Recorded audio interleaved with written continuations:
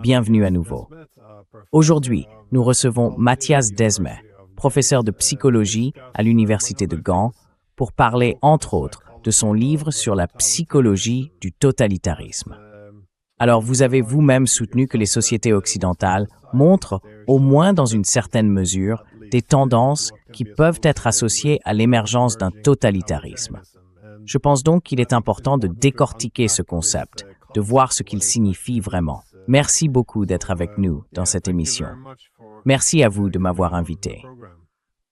J'ai parlé avec de nombreux experts de premier plan qui soulignent que, quand on parle de politique internationale, on a en quelque sorte quitté le domaine strictement politique et qu'il faut désormais faire appel à la psychologie pour comprendre ce qui se passe.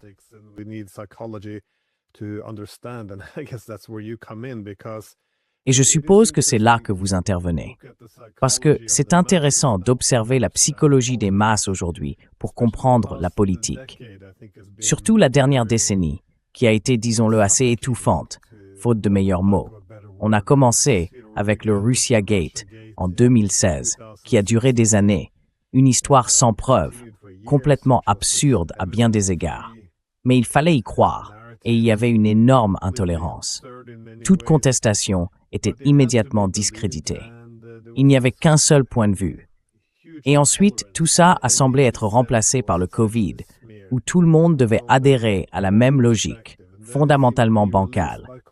Tout à coup, on avait un vaccin présenté comme merveilleux qu'il ne fallait surtout pas remettre en question.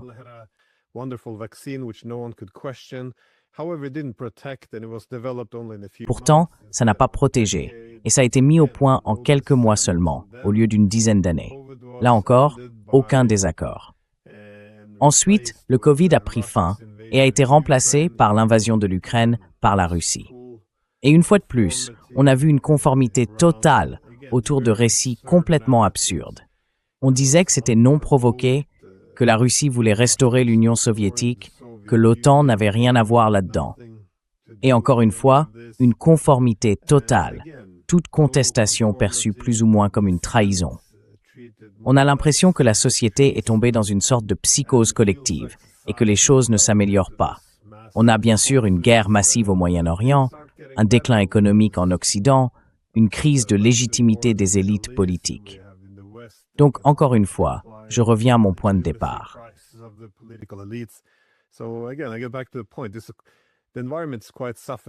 L'ambiance est assez étouffante, c'est-à-dire qu'on doit tous croire exactement la même chose, aussi absurde que cela puisse paraître.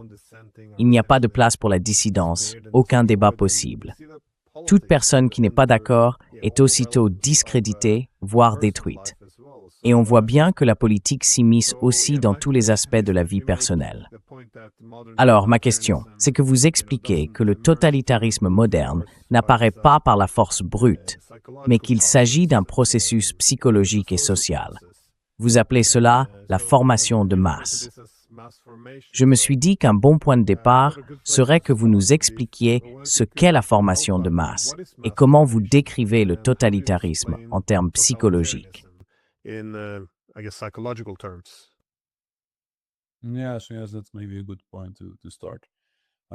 Oui, c'est peut-être un bon point de départ.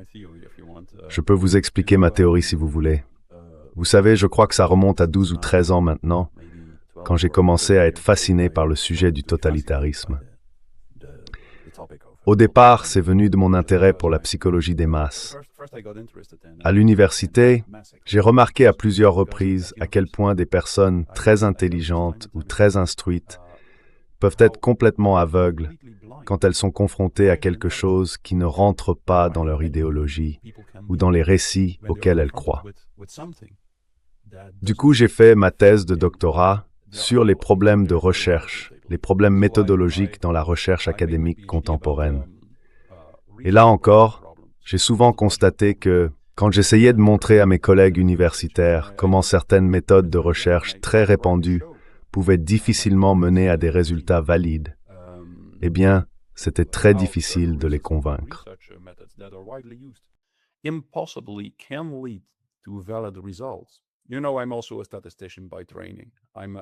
Vous savez, je suis aussi statisticien de formation.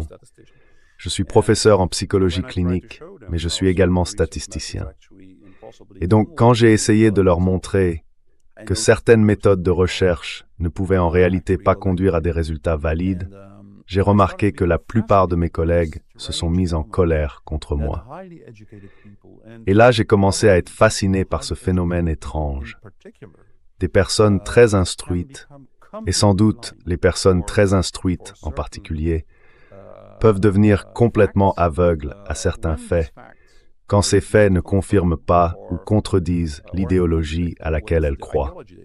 C'est à ce moment-là que j'ai commencé à étudier la psychologie des masses, parce que j'ai compris que cette forme d'aveuglement chez les experts ne pouvait sans doute pas s'expliquer uniquement par la psychologie individuelle.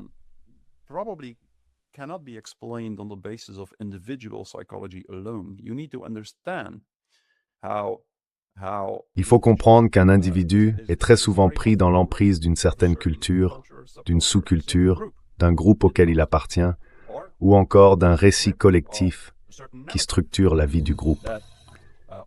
C'est à partir de là que j'ai commencé à m'intéresser à la psychologie des masses.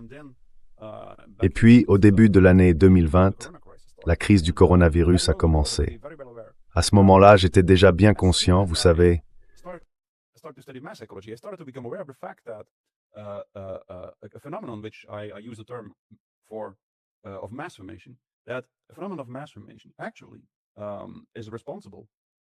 for the emergence of a completely new kind of state system in the 20th century, which we usually refer to now as a totalitarian state.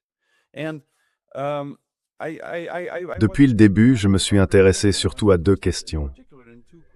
D'abord, quelle est la différence entre un État totalitaire et une dictature classique?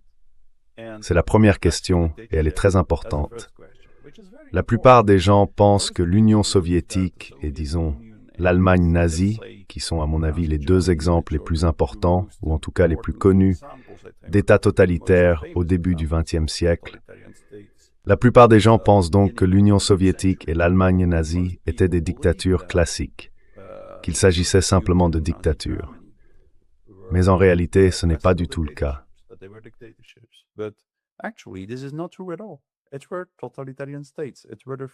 C'étaient des États totalitaires, les tout premiers de l'histoire.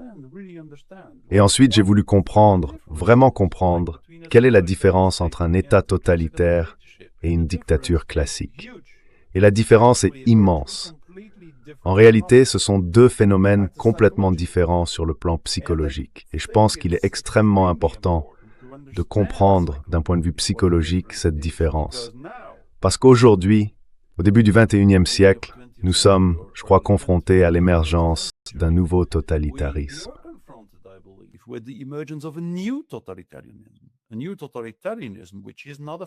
Un nouveau totalitarisme est en train d'apparaître. Ce n'est ni un totalitarisme fasciste, ni un totalitarisme communiste, mais un totalitarisme technocratique. Hannah Arendt, sans doute la philosophe la plus importante sur la question des régimes totalitaires, nous en avait déjà averti en 1953.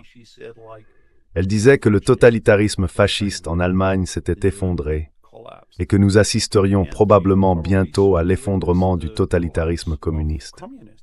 Mais, ajoutait-elle, très vite, nous verrons surgir une nouvelle forme de totalitarisme. Un totalitarisme qui ne sera plus dirigé par des chefs comme Staline ou Hitler, mais par des bureaucrates et des technocrates ternes et sans éclat.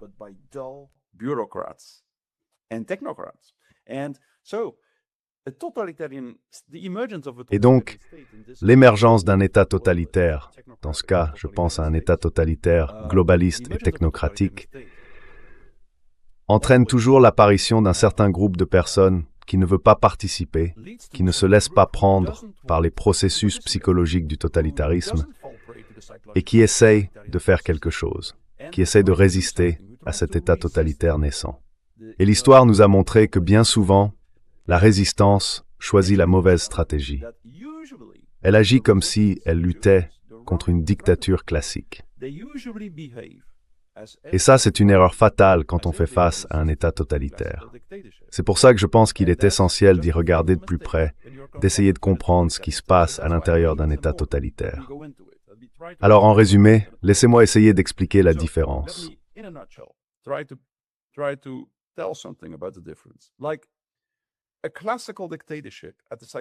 En fait, une dictature classique, sur le plan psychologique, c'est quelque chose de très primitif. C'est simple. Il y a un certain groupe de personnes que la population perçoit comme ayant un énorme potentiel d'agressivité. Et la population a tellement peur de ce régime dictatorial qu'elle finit par accepter que ce régime impose unilatéralement son contrat social à tout le monde. En résumé, même si c'est un peu simplifié, c'est à peu près comme ça que fonctionne une dictature classique. Et ça veut dire bien sûr que si la population parvient à détruire le régime dictatorial ou une partie de ce régime, il y a de fortes chances que la dictature s'effondre. Maintenant, si on compare à ça, l'émergence d'un État totalitaire, c'est quelque chose de complètement différent.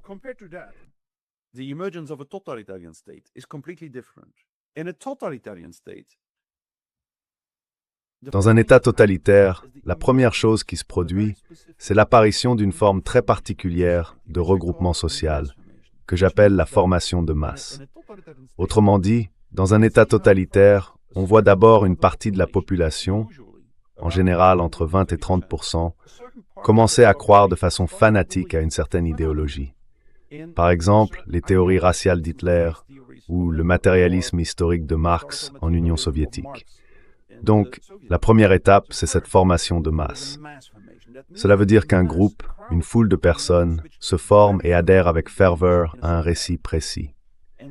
Puis, dans un second temps, apparaissent souvent quelques orateurs talentueux, capables d'utiliser cette masse, de se placer à sa tête et de s'en servir pour prendre le contrôle du système étatique.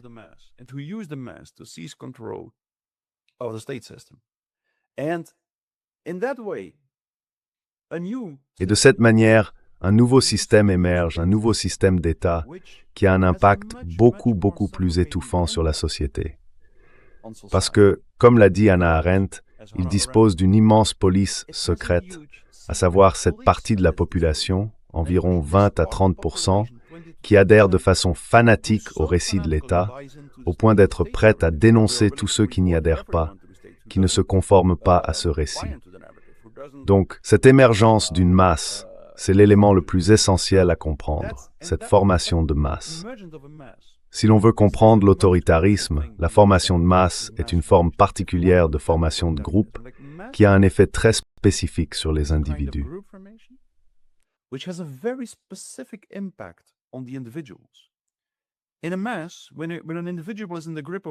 Dans une foule, quand une personne est prise dans une formation de masse, elle devient en général totalement incapable de prendre du recul critique par rapport à ce que croit le groupe.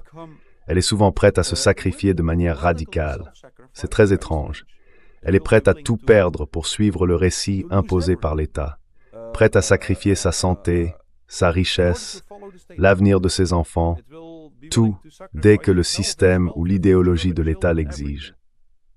Et la troisième caractéristique, le troisième effet d'une formation de masse sur la psychologie individuelle, c'est que les personnes qui en sont prisonnières deviennent profondément intolérantes envers tous ceux qui pensent autrement, et surtout envers ceux qui s'expriment autrement.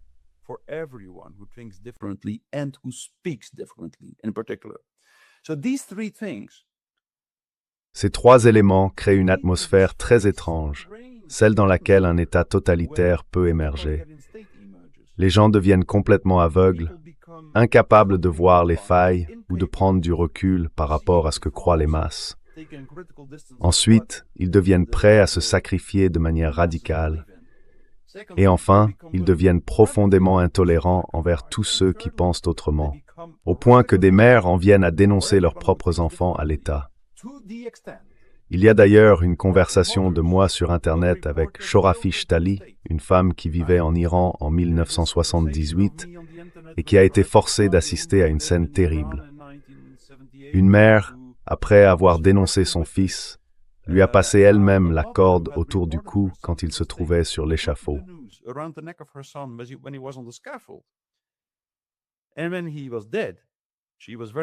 Et quand il est mort, elle était très fière de recevoir une médaille pour héroïsme. Voilà ce qui se passe dans un État totalitaire. Les enfants dénoncent leurs parents à l'État, les parents dénoncent leurs enfants. Tout le monde dénonce tout le monde à cause de ce phénomène de formation de masse. C'est pour ça que je pense qu'il est essentiel de comprendre ce qui se passe vraiment là-dedans, ce qui se passe au niveau psychologique. On a le temps d'en parler aussi. Glenn? Oui, bien sûr. Parfait, parce que pour moi, c'est le point le plus important. Vous savez, une formation de masse apparaît dans des conditions bien précises. Les formations de masse existent depuis que l'humanité existe. Les croisades en sont un exemple. Il y a eu plusieurs exemples dans l'histoire de formations de masse qui ont émergé.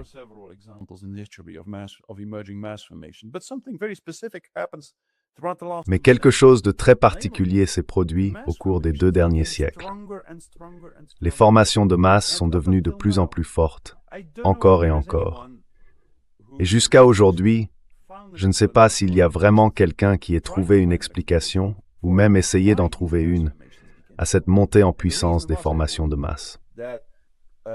Et la raison, selon moi, c'est que ce phénomène, cette force croissante des formations de masse, était lié à un autre phénomène apparu avec la modernité au fil des siècles. De plus en plus de gens ont commencé à se sentir seuls. De plus en plus de gens se sont sentis isolés de tout ce qui les entoure, des autres, de la société, de la nature. Les gens se sont atomisés.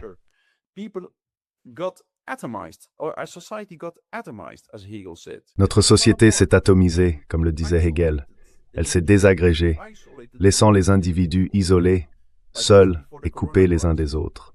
Et juste avant la crise du coronavirus, en 2017, entre 40 et 70% des gens déclaraient se sentir complètement isolés et seuls.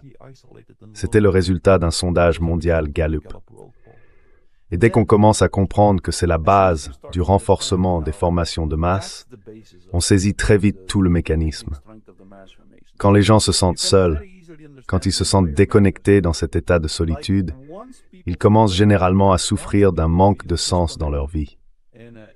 On pourrait en parler plus longuement, mais non. Mieux vaut éviter. On n'a pas assez de temps pour l'expliquer en détail.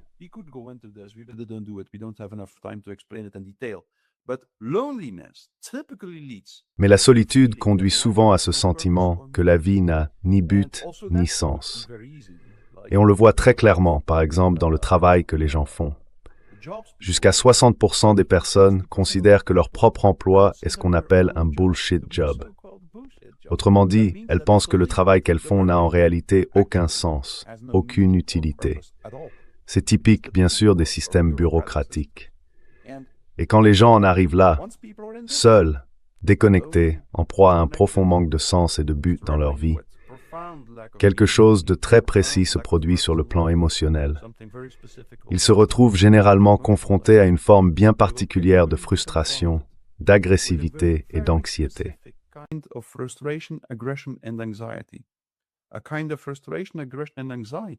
Une forme de frustration, d'agressivité et d'anxiété à laquelle j'ai donné un nom. La frustration, l'agressivité et l'anxiété flottante. Cela veut dire une forme de frustration, d'agressivité et d'anxiété que les gens ne peuvent pas relier à une image mentale. En d'autres termes, les gens se sentent seuls, frustrés, agressifs et anxieux, sans savoir pourquoi ils se sentent ainsi. Et c'est un état très douloureux. C'est une situation très pénible pour un être humain. Parce qu'on a l'impression de ne plus rien maîtriser. C'est l'état le plus douloureux qu'une personne puisse connaître. Se sentir anxieuse, par exemple, sans savoir pourquoi elle l'est.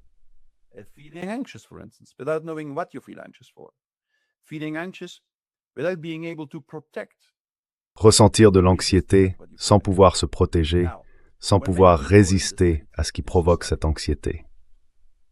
Quand beaucoup de gens se trouvent dans cet état, dans une société, quelque chose de très particulier peut se produire. Si dans ces conditions, quelqu'un volontairement ou non diffuse à grande échelle par les médias un récit qui désigne un objet d'anxiété, par exemple le coronavirus, et une stratégie pour y faire face, comme les confinements, il y a de fortes chances que beaucoup de personnes adhèrent en même temps à ce récit. Elles vont alors associer toute leur anxiété à cet objet d'anxiété et seront prêtes à participer à la stratégie proposée pour y faire face, même si ce récit est absurde. C'est quelque chose d'étrange. Quand les gens sont suffisamment anxieux et qu'ils ne parviennent pas à relier leur anxiété à un objet précis, ils sont prêts à l'associer à n'importe quoi, même s'ils savent, au fond d'eux, que cet objet d'anxiété n'est pas vraiment dangereux. C'est exactement ce qui se passe à l'échelle individuelle quand quelqu'un développe une phobie ou des symptômes compulsifs. La personne sait quelque part que ce serpent ne vit pas dans son pays ou que ces araignées ne sont pas si dangereuses.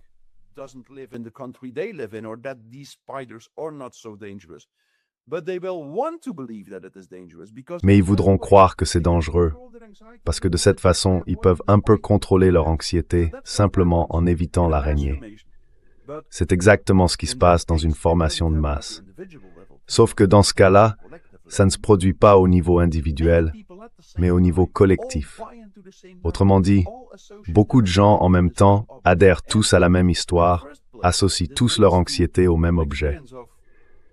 Et d'abord, ça donne l'impression d'avoir plus de contrôle qu'avant, de mieux maîtriser son anxiété. Et ensuite, surtout, comme tant de personnes adhèrent en même temps à ce récit, elles se sentent à nouveau reliées les unes aux autres.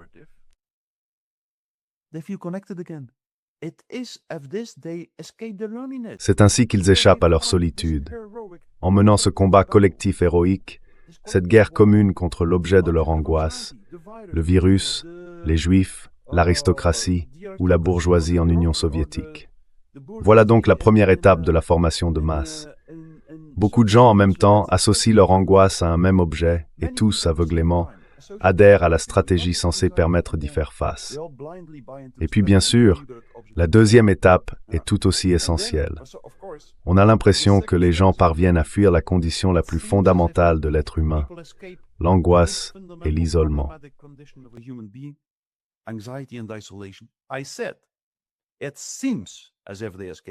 J'ai dit on a l'impression qu'ils y échappent, alors qu'en réalité, ils sont plus seuls que jamais. Et ça, c'est lié à une caractéristique très particulière de la formation de masse. Une masse, ce n'est pas un groupe qui se forme parce que les individus se rapprochent les uns des autres, ou parce qu'ils commencent à s'aimer et à créer un lien. Non, une masse, c'est un groupe qui se forme parce que chaque individu, séparément, se relie à un idéal collectif. Le combat, le port du masque ou la vaccination, tout ça fonctionne un peu comme un rituel qui psychologiquement te donne le sentiment d'appartenir à la masse.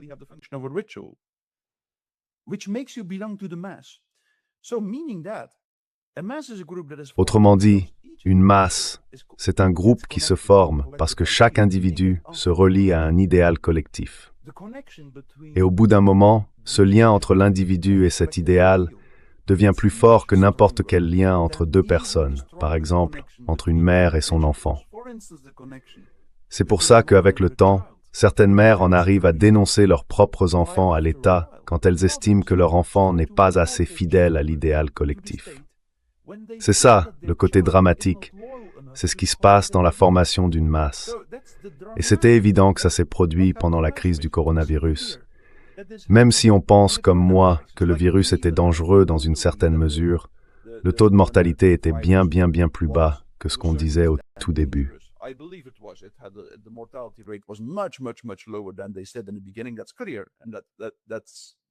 C'est clair. Et ça, c'est sans l'ombre d'un doute.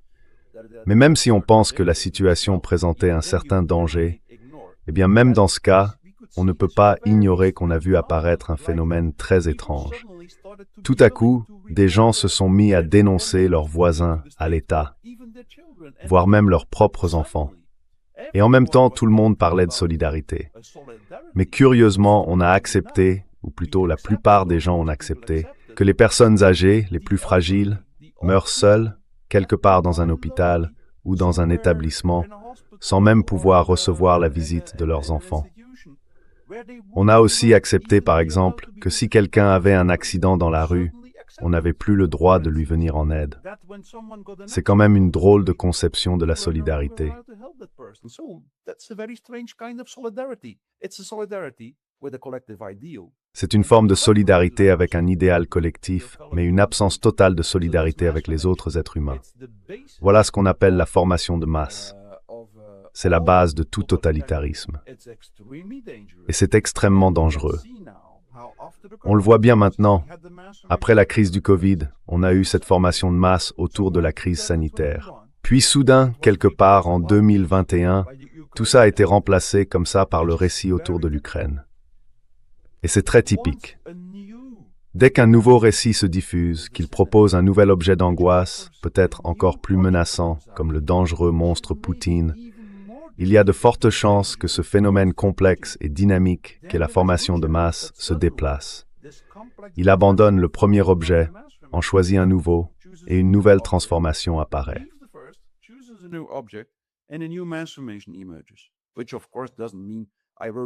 Ce qui bien sûr ne veut pas dire « J'ai écrit plusieurs articles sur la guerre en Ukraine. Je ne suis pas quelqu'un qui pense que Poutine est un saint. Pas du tout. Et je ne suis pas non plus quelqu'un qui croit que la manière dont Poutine est arrivé au pouvoir, ou ce qu'il a fait en Tchétchénie, ou quoi que ce soit d'autre, ferait de lui un saint. Pas du tout. Je veux simplement dire qu'on projette aveuglément tous nos problèmes, nos angoisses et tout le reste sur un objet extérieur, sur Poutine, et qu'on n'est plus capable de voir qu'il y a aussi beaucoup de problèmes de notre côté. Que l'OTAN a fait pas mal de choses qui ont en réalité poussé la Russie à réagir davantage, et ainsi de suite. Voilà, c'était ma petite introduction sur la formation de masse et le totalitarisme.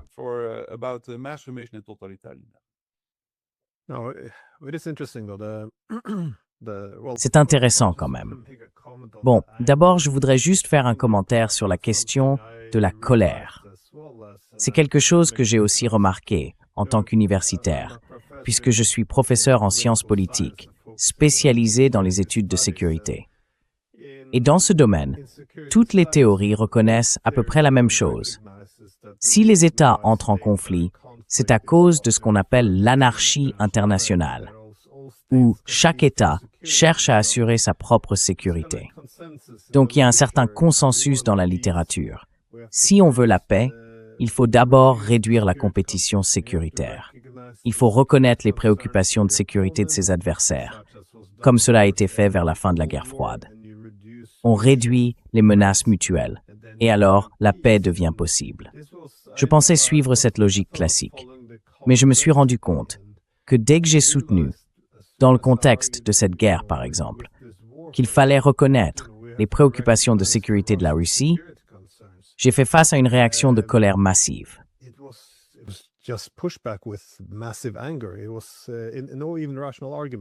C'était même pas des arguments rationnels, c'était juste « Ah, donc tu répètes leurs idées ».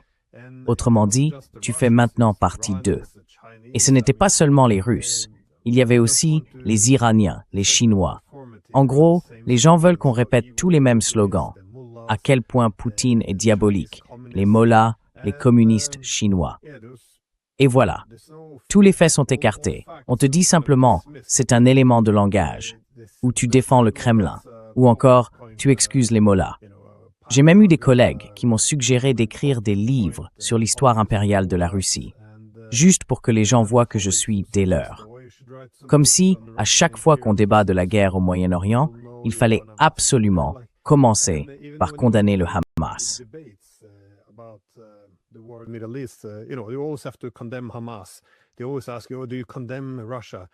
On te demande toujours, est-ce que tu condamnes la Russie? C'est comme si on te forçait à te mettre dans la peau d'un militant au service de l'État.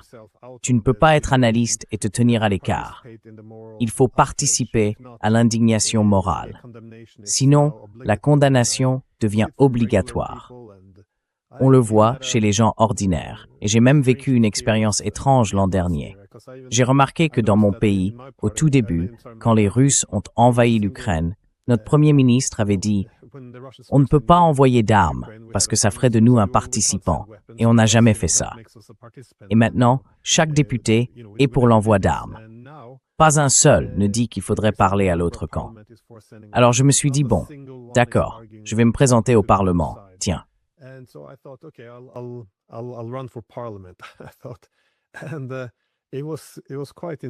C'était complètement fou.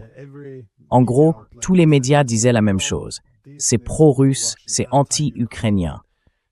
Et puis, il y avait des gens qui arrachaient des affiches politiques.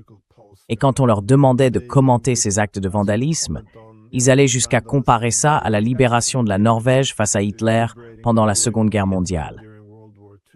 Tout ce sentiment de supériorité morale, cette espèce d'autosatisfaction, c'était étouffant.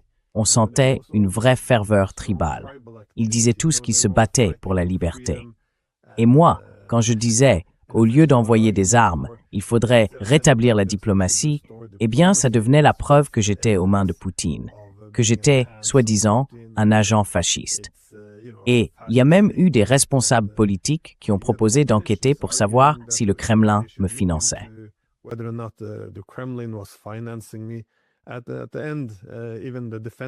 Au final, même le ministre de la Défense est sorti pour critiquer les médias d'avoir parlé avec moi.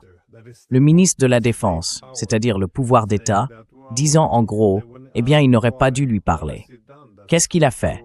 C'est de la propagande pro-russe. Il a accusé l'OTAN d'être responsable de la guerre.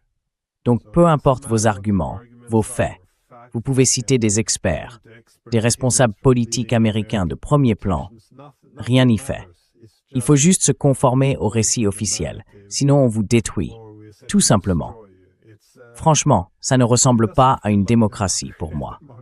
Mais selon vous, comment tout ça s'articule avec l'idée même de démocratie?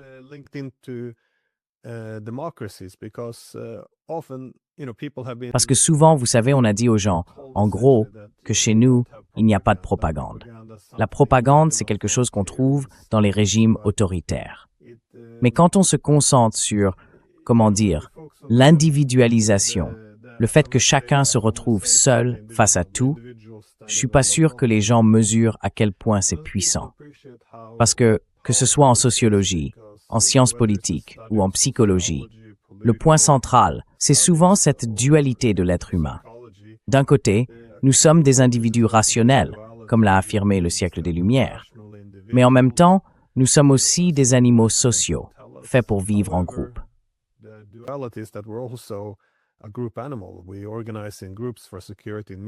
Nous nous regroupons pour des raisons de sécurité et de sens, comme nous le faisons depuis des milliers d'années. Mais l'individu doit quand même s'adapter au groupe. Donc d'un côté, on a l'individu rationnel, et de l'autre, on a presque un troisième instinct, celui qui nous pousse à nous adapter au groupe. Alors est-ce que cet instinct est manipulé, ou bien comment est-il canalisé? Parce que d'un côté, on devient de plus en plus atomisé, et encore une fois, c'est une caractéristique de la modernité. Comme vous l'avez dit tout à l'heure, la modernité se définit souvent par deux variables, la rationalité et l'individualisme. Mais si nous ne sommes pas seulement des individus, et si nous ne sommes pas seulement rationnels, qu'est-ce que cela implique pour la manière dont la société en est affectée?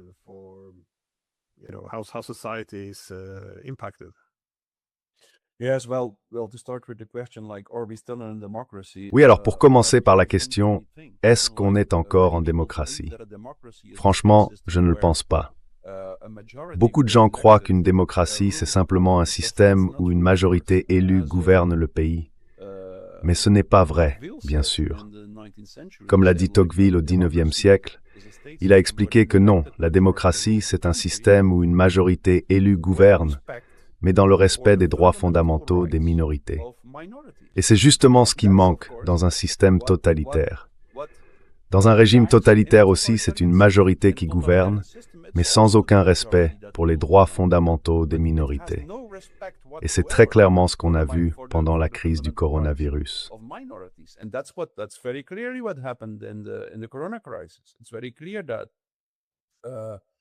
Il est très clair que les droits des minorités ont été gravement violés. Donc je pense qu'au minimum, nous risquons de basculer dans un système complètement antidémocratique. C'est le premier point à souligner. Et comme vous l'avez dit, c'est en fait très lié à une question plus fondamentale. Quelle est la nature de l'être humain? L'être humain est-il un être rationnel?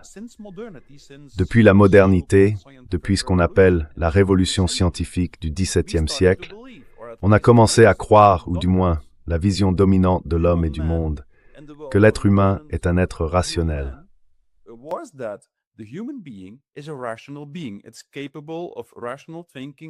Il est capable de penser de façon rationnelle et de faire des choix fondés sur une argumentation logique. Alors, on peut clairement voir, quand la première démocratie moderne est apparue, vers 1778 ou 79 en Amérique, avec la Révolution américaine, on peut voir, en lisant les textes des pères fondateurs comme Thomas Jefferson, qu'ils partaient de l'idée que les citoyens, les êtres humains, membres des États, seraient capables de raisonner et de choisir un bon candidat de manière démocratique. C'était leur point de départ. Et vous savez, après 5 ou 10 ans, les pères fondateurs de la démocratie moderne savaient déjà qu'ils avaient commis une erreur fatale, qu'ils avaient cru à des illusions pour toutes sortes de raisons.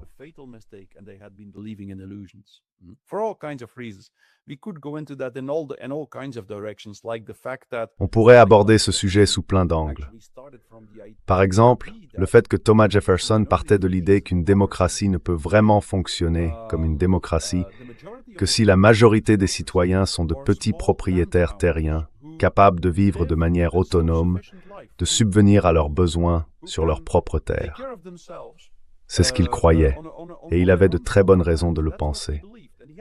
Il disait que ce n'est que lorsqu'un individu est en mesure de voir tous les faits, toute la réalité qui compte pour sa propre vie, qu'il peut choisir un candidat et juger par sa propre raison, par sa réflexion personnelle, si ce candidat politique qu'il a élu est un bon ou un mauvais choix. Donc, pour Thomas Jefferson, tout partait de cette idée. La majorité du peuple doit être composée de petits propriétaires capables de vivre de façon indépendante.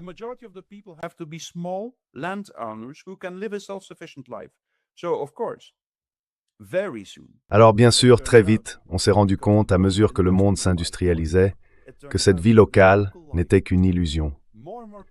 De plus en plus de gens sont devenus dépendants d'industries qu'ils ne voyaient pas, qu'ils ne pouvaient pas observer eux-mêmes.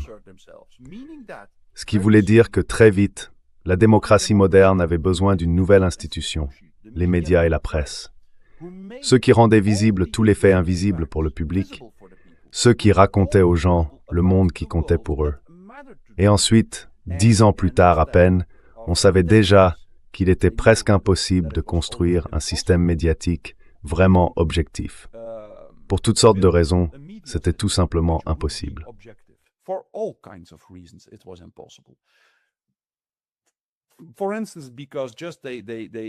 Par exemple, ils se sont rendus compte qu'il était impossible d'avoir assez de témoins oculaires capables de décrire chaque événement important pour permettre aux journalistes de rapporter les faits de manière objective.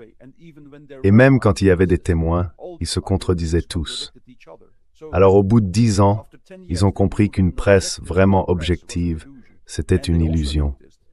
Ils ont aussi remarqué que la population ne voulait pas payer pour un bon journalisme. Non, les gens ne voulaient pas payer pour ça. Et en 10 ans, le journalisme est devenu dépendant des grands acteurs industriels et financiers, ceux qui voulaient le financer parce qu'ils savaient qu'ils pouvaient ainsi manipuler la population.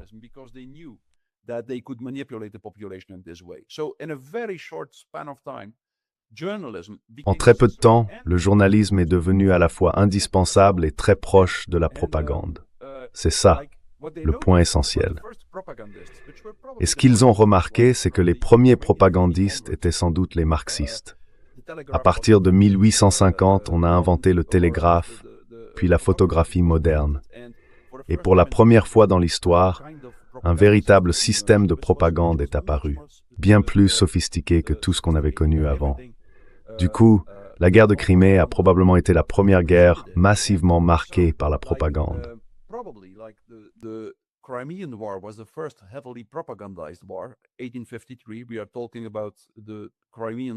En 1853, on parle de la guerre de Crimée, au XIXe siècle.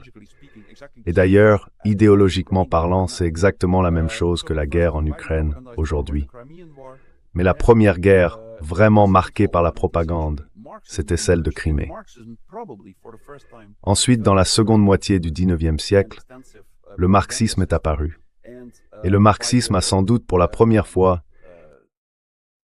when the First World War happened, uh, propaganda was already fully developed. And very interestingly, it started from exactly the opposite idea as what the mainstream or what the worldview, the view on man of the world of modernity actually believed. Like the dominant view on man in the world believes that the human being is a rational being. Well, propaganda started from exactly the opposite position, namely, the human being is an emotional being. L'être humain, avant tout, est un être émotionnel.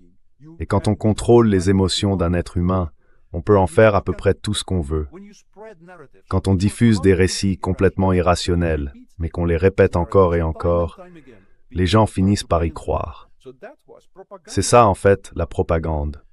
Le retour de quelque chose qui avait été refoulé au début de la modernité, à savoir que l'être humain n'est pas un être rationnel, mais un être émotionnel. Bien sûr, l'être humain est capable de penser de manière rationnelle, mais cela suppose d'abord qu'il ait un certain contrôle sur ses émotions. Sans ce contrôle, il devient totalement irrationnel. Alors, quand vous me demandez, est-ce qu'on vit vraiment en démocratie? When you're asking me, like, are we living in a democracy? No, I don't think so, because we are living in a society. Non, je ne crois pas. Parce que nous vivons dans une société où le principe fondamental le plus important, c'est la propagande. Autrement dit, une société où les gens sont incapables de choisir un candidat démocratique de manière à peu près lucide ou rationnelle. Ce qui veut dire au fond que nous vivons, je pense, dans ce que des penseurs comme Marcuse appelaient un gant de velours, un système totalitaire.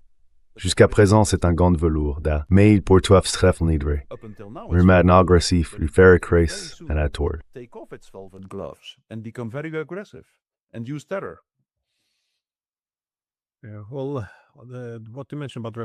Ce que vous dites sur la répétition est vraiment important, parce que c'est comme ça que les récits se forment. C'est dans la nature humaine de confondre ce qui nous est familier avec ce qui est réel. Donc, si on entend quelque chose encore et encore, ça finit par paraître plus vrai. Mais ce qui est intéressant aussi, c'est que beaucoup des premiers travaux sur la propagande, que ce soit ceux d'Edward Bernays ou de Walter Lippmann, reconnaissaient tous que les démocraties libérales dépendent davantage de la propagande que les autres régimes.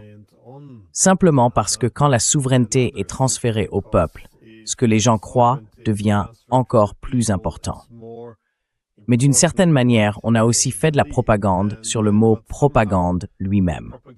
Aujourd'hui, on part du principe que c'est quelque chose que font les autres, les régimes autoritaires.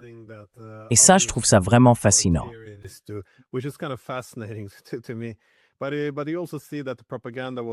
Mais on voit aussi que la propagande a été davantage utilisée quand on a élargi le droit de vote, parce qu'à ce moment-là, il fallait, disons, mieux gérer les masses.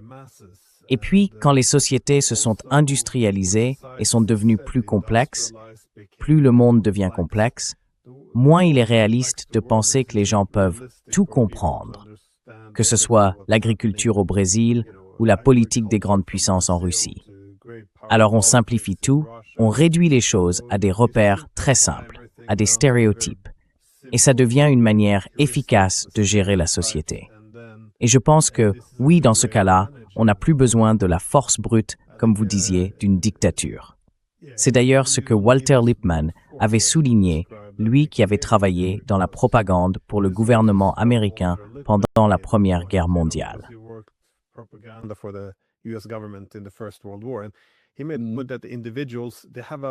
Il expliquait que chaque individu, chaque être humain, a une compréhension de base du monde. Si on remet en cause ces idées fondamentales, il n'est même pas nécessaire de les manipuler. Ils ressentent un profond malaise quand leur vision du monde est bousculée, et en général, ils la rejettent, peu importe les informations qu'on leur présente. Donc, au fond, la propagande ne consiste pas à dire aux gens ce qu'ils doivent croire, ni à faire appel à leur raison. Il suffit, en quelque sorte, de renforcer ces idées de base sur qui est le gentil et qui est le méchant. C'est pour ça que dans chaque guerre, on entend toujours le même récit. Nous, la démocratie libérale, nous combattons la Russie impériale, ou les extrémistes musulmans, les terroristes. Tant que les gens adhèrent à cette idée qu'il y a les bons d'un côté et les mauvais de l'autre, la réalité, elle, finit par disparaître.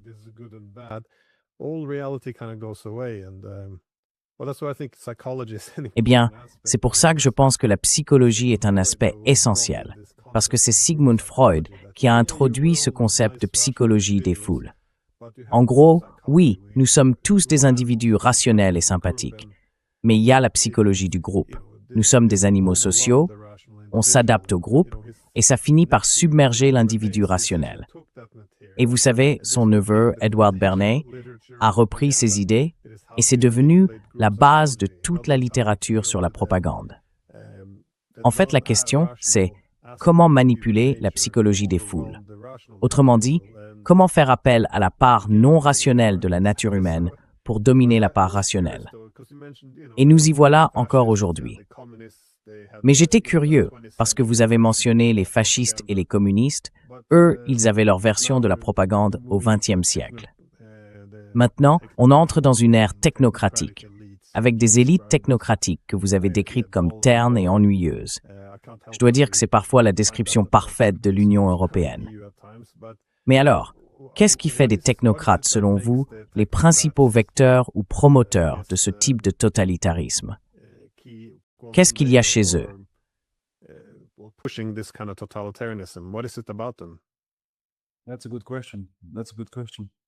C'est une bonne question. Oui, vraiment une bonne question.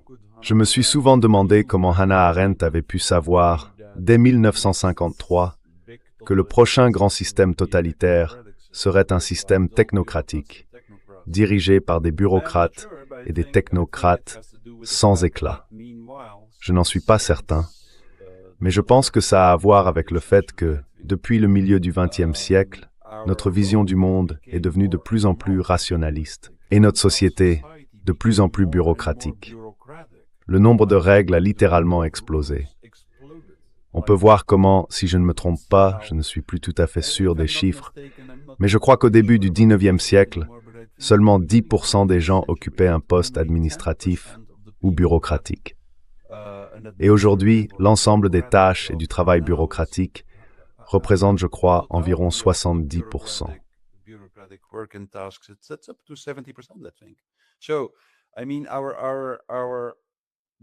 Je veux dire, le système bureaucratique, ou notre société en général, est devenu de plus en plus bureaucratique.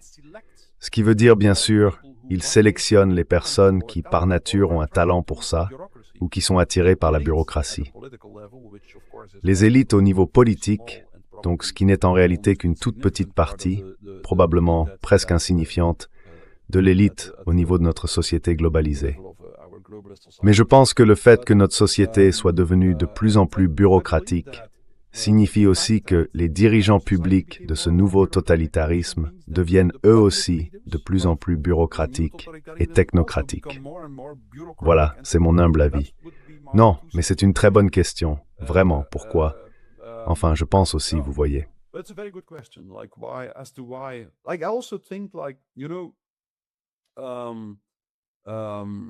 À partir du XVIIe siècle, la vision dominante du monde est devenue de plus en plus matérialiste et rationaliste. Peu à peu, on s'est mis à croire que l'être humain était une sorte de machine biologique. Et ça, c'est un vrai problème. Bien sûr, si vous me demandez, je ne pense pas du tout que ce soit une machine biologique. Mais malgré tout, on a commencé à y croire. On a commencé à voir l'être humain comme une machine. Et cette métaphore de la machine a pris de plus en plus de place dans la société. Jusqu'à ce qu'on en arrive aujourd'hui à des idéologies comme celle de Yuval Noah Harari, celle qu'il développe dans son immense succès Homo Deus, où il affirme tout simplement, bien sûr, nous sommes une machine.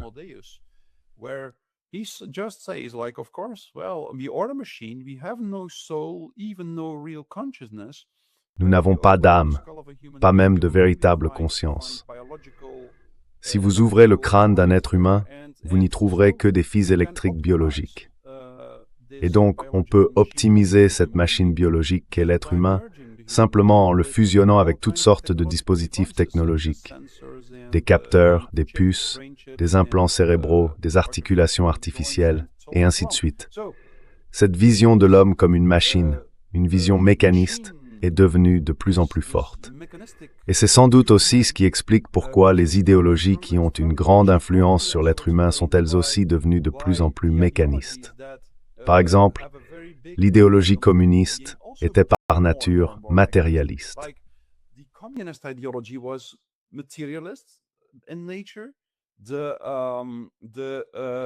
Les théories raciales d'Hitler étaient aussi d'ordre biologique.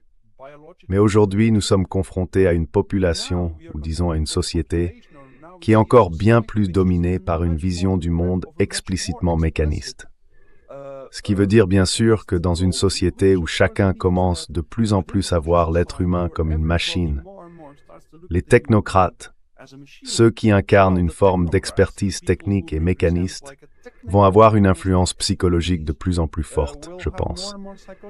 Donc à mon avis, ce que nous allons voir, ce nouveau totalitarisme, sera dirigé publiquement, comme je l'ai déjà dit, par les dirigeants visibles de ce nouveau système totalitaire. Il sera probablement mené par une combinaison de bureaucrates et d'experts techniques. Ce serait en quelque sorte la conséquence logique si l'on part des fondements mêmes de notre culture.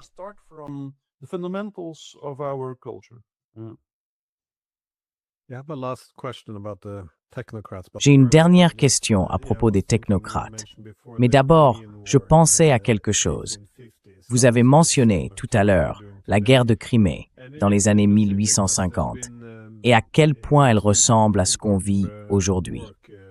C'est intéressant parce qu'il y a eu, dans les années 1950, des travaux importants de chercheurs britanniques sur la guerre de Crimée, dans le contexte de la russophobie et de la propagande. Et ils ont montré qu'avant la guerre de Crimée, les Turcs étaient présentés comme des orientaux barbares en gros. C'était les méchants face aux Grecs chrétiens, ceux qui les terrorisaient. Donc disons-le, l'image des Turcs n'était vraiment pas positive.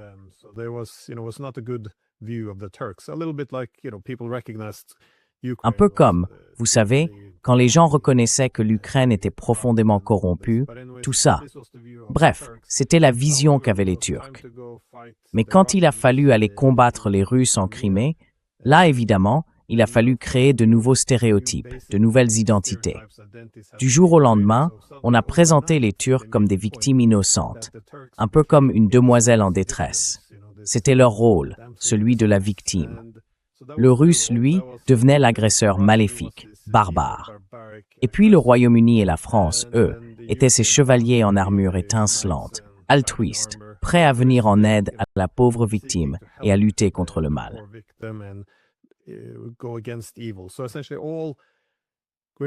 En gros, toute la politique des grandes puissances, les intérêts de sécurité concurrents, tout ça a été effacé. Il ne restait plus que cette vision brute, nue, presque caricaturale, je dirais même un peu ridicule, avec des stéréotypes où toute réflexion stratégique, toute possibilité de compromis, de compréhension mutuelle, devait céder la place à une opposition simpliste entre le bien et le mal. Et si quelqu'un osait remettre en question cette vision en disant « Mais enfin, ça n'a aucun sens, c'est un peu absurde », alors tout de suite on lui demandait « Tu es avec nous, les gentils, ou tu prends le parti des méchants ?» C'était une manière très efficace d'imposer une adhésion totale à cette vision propagandiste. Et je ne peux pas m'empêcher de penser qu'on fait exactement la même chose aujourd'hui. Il n'y a littéralement aucune différence. Ah, pardon. Oui, vas-y. Oh, sorry. Yeah, go ahead. Also at the strategic level, like the Crimean War of Et puis sur le plan stratégique, c'est un peu comme la guerre de Crimée, celle de 1853, je crois. Oui, de 1853 à 56. Oui, c'est ça, de 53 à 56. Mais la guerre de Crimée, la stratégie des Alliés à cette époque, s'inspirait de Lord Palmerston. Je crois qu'il était alors ministre des Affaires étrangères du Royaume-Uni ou quelque chose comme ça. Bref, c'est lui qui a été le premier à comprendre vraiment que si on parvient à isoler la Russie de la mer Noire, la Russie cesse d'être une superpuissance. Évidemment, puisqu'elle n'a alors plus accès aux mers du Sud. Palmerston a donc bâti toute sa doctrine stratégique sur cette idée. Il faut isoler la Russie de la mer Noire. Et bien sûr, c'est exactement ce que fait l'OTAN aujourd'hui, ou ce que l'OTAN a fait depuis 30 ou 40 ans. Essayer d'isoler la Russie d'Ive Noire. They try to isolate Russia from the Black Sea. It's very clever at a strategical level, but it's suicidal. C'est très malin sur le plan stratégique, mais c'est suicidaire si on le regarde d'un autre point de vue. Et bien sûr, tout le monde le sait, quand on fait ça, quand on essaye vraiment d'isoler la Russie de la mer Noire, on prend le risque réel d'une guerre nucléaire. Et ce qui est étrange, c'est que c'est justement l'aspect le plus dangereux de notre société. Elle est suicidaire.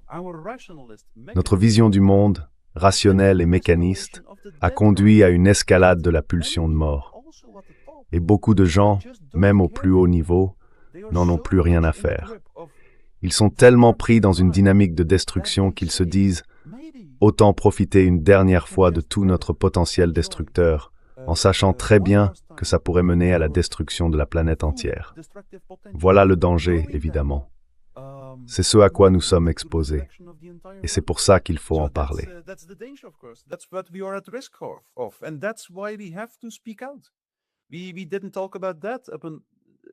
On n'en a pas parlé dans cette conversation, mais comme je l'ai montré dans mon livre, et comme je l'ai répété à de nombreuses reprises dans des podcasts, il n'existe qu'une seule résistance vraiment efficace contre l'autoritarisme. C'est la parole sincère. Les personnes qui ne tombent pas dans la formation de masse doivent faire ce choix difficile, celui de continuer à parler, à s'exprimer. Même quand les gens pris dans la formation de masse ne se réveilleront pas, et ils ne se réveilleront probablement pas, la parole sincère les empêche d'atteindre la dernière étape de toute formation de masse.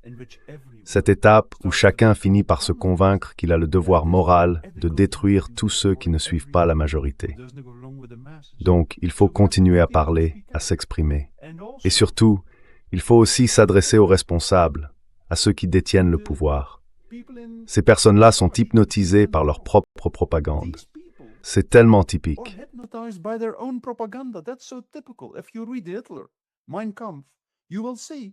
Si vous lisez Hitler, Mein Kampf, vous verrez qu'au bout d'un moment, il était complètement hypnotisé par sa propre propagande. Et c'est quelque chose qui se répète sans cesse. Les gens qui utilisent la propagande, regardez Bernay, vous l'avez mentionné, Bernay, Lippmann, regardez ces gens-là. Au début, ils savaient très bien qu'ils faisaient de la propagande. Et puis avec le temps, si vous lisez leurs écrits, vous êtes obligé de conclure qu'ils ont fini par croire à leurs propres mensonges. Et c'est pour ça que surtout quand on parle de ce qu'on appelle les élites, il faut prendre la parole. Il faut parler d'une manière posée, calme, non pas parce qu'on est convaincu de détenir la vérité, mais simplement parce qu'on pense que c'est notre devoir éthique et notre droit humain inaliénable d'exprimer ce qu'on estime être juste à dire.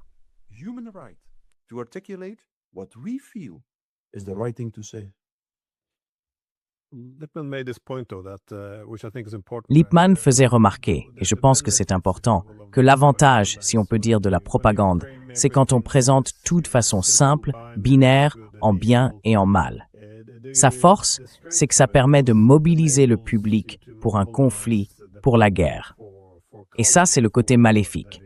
Par exemple, à son époque, si on dit que c'est une guerre pour rendre le monde libre et démocratique, ou une guerre pour mettre fin à toutes les guerres, c'est facile d'obtenir l'adhésion des gens.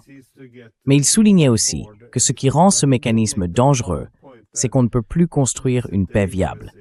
Parce qu'une fois qu'on a convaincu le public qu'on combat le mal absolu, seule la destruction totale de l'adversaire peut mener à la paix.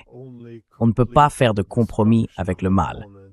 Le bien qui cherche à composer avec le mal ne fait au fond que se corrompre davantage.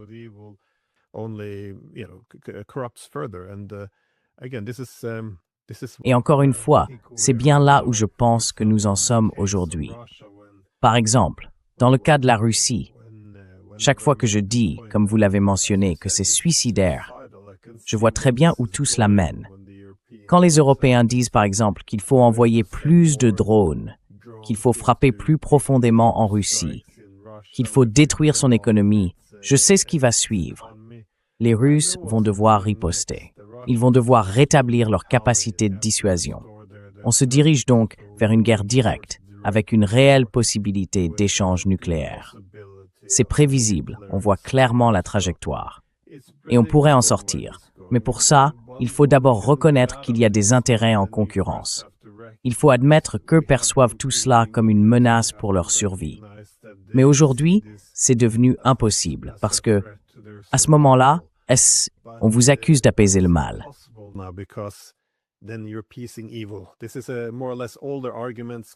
C'est un argument un peu ancien, qu'on peut résumer à cette idée toute simple. Ah donc, tu soutiens le mal, il faut le combattre. En gros, c'est ça, l'argument. Mais oui, je voulais en venir à ma dernière question. Les technocrates, eux, forment une sorte de conscience collective, tu vois. Et pendant les Lumières, on avait cette idée qu'il fallait se concentrer sur la méthode, qu'il fallait prouver les choses, qu'on ne pouvait plus simplement s'appuyer sur l'autorité des grands prêtres. Mais le paradoxe, c'est qu'aujourd'hui, on a l'impression que la science est en train de devenir les nouveaux grands prêtres. On l'a bien vu pendant le Covid. On nous disait « Faites confiance à la science, faites confiance à la science ». Et d'ailleurs, on fait la même chose avec nos guerres. Faites confiance aux experts.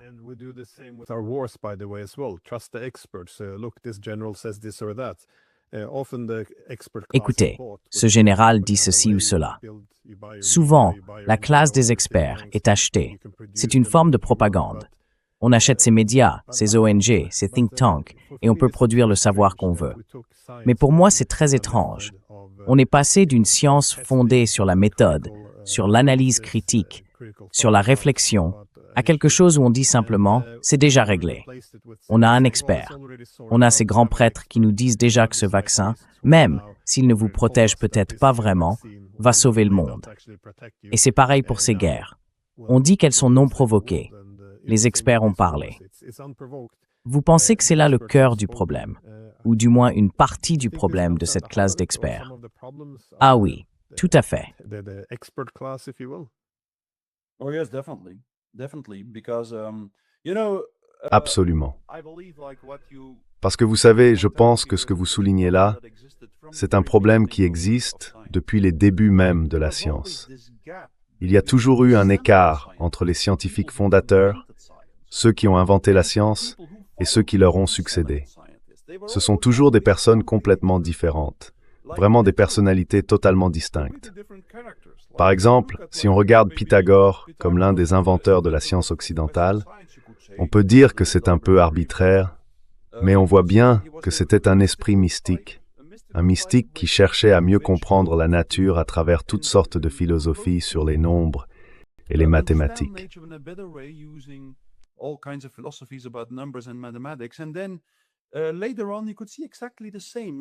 Et plus tard, on retrouve exactement la même chose chez les fondateurs de la science occidentale, au XVIIe siècle, Galilée, Kepler, Copernic et les autres. C'étaient tous des esprits mystiques, des gens profondément religieux, qui cherchaient à comprendre la nature. Pour eux, la science, c'était une forme de philosophie. Ils voulaient déchiffrer le langage de la nature, pas la dominer. Oui, et on retrouve encore la même chose plus tard au XXe siècle, avec tous les grands physiciens, Heisenberg, Bohr, Einstein et tant d'autres. Maxwell, Newton, tous ces gens-là étaient fascinés par la compréhension du langage de la nature.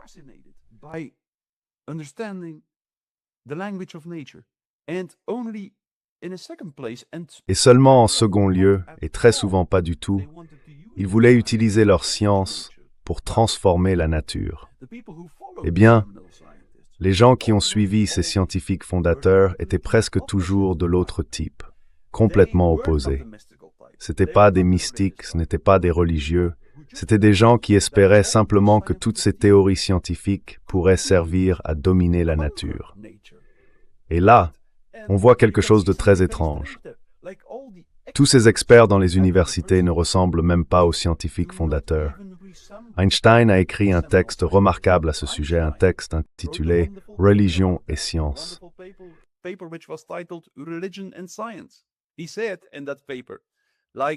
Il disait dans cet article que le vrai scientifique, selon lui, est identique à la personne vraiment religieuse. Et il avance beaucoup d'arguments pour étayer cette idée. Il ajoutait que si l'on retirait du monde universitaire tous ceux qui ne sont pas de vrais scientifiques, eh bien l'université serait presque vide. Academia would be almost empty. C'est un sujet qu'Einstein et aussi Heisenberg ont abordé dans un texte remarquable où Heisenberg explore la notion d'âme et où Pauli lui pose cette question: est-ce que tu crois en un Dieu personnel? C'est un texte magnifique. Et là encore, Heisenberg dit exactement la même chose. Il raconte que le problème, c'est qu'il avait donné une conférence la veille au soir avec Niels Bohr. À ce moment-là, il était à Copenhague. He was in Copenhagen at the time. And he said, and the problem is that Et il a dit, le problème, c'est que, tandis que Niels Bohr et moi, nous nous intéressions surtout à des questions métaphysiques, tous ces physiciens qui venaient nous voir ou qui assistaient à la conférence n'avaient en réalité aucun intérêt pour la métaphysique. Ils pensaient simplement s'intéresser à l'application pratique de nos nouvelles théories. C'est un texte remarquable, où l'on voit bien que ceux qui se présentent aujourd'hui comme des experts le font souvent parce qu'ils adoptent cette attitude scientifique, mais qu'en fait, ils ont une vision et une position dans la vie complètement différente de celle des gens qui produisent réellement la science.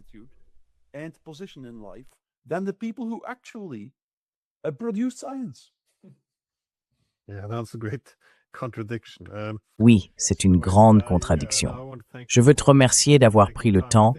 Je pense que c'est un sujet vraiment important et j'avoue que je suis très inquiet de la façon dont la peur et cette espèce de vertu morale sont utilisées pour nous imposer au fond une forme de conformité suicidaire. Dans ce gouvernement, on a même des responsables politiques qui affirment que la plus grande ressource dont nous disposons, c'est la confiance dans le gouvernement. Donc, si tu critiques les récits officiels, tu deviens maintenant un acteur anti-État, quelqu'un qui sape notre système démocratique. On est dans une situation vraiment étrange, très étrange. Alors oui, je te remercie beaucoup d'avoir aidé à expliquer, je dirais, la psychologie qui se cache derrière ce que je considère comme un mouvement totalitaire que beaucoup de gens commencent maintenant à percevoir très clairement. Merci beaucoup d'avoir pris le temps. Et désolé d'avoir un peu dépassé le temps prévu.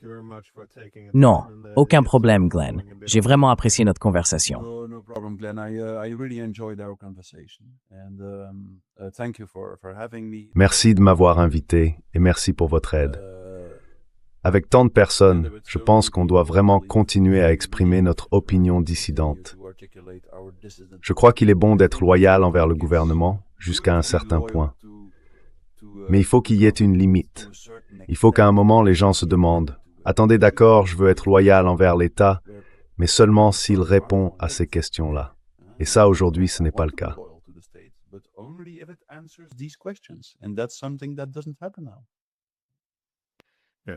Oui, eh bien, je mettrai aussi un lien vers ton livre dans la description. Merci encore. Oui, et peut-être aussi sur mon Substack, si tu veux. Ah, ma page Substack, je peux te l'envoyer. Entendez à mon Insta,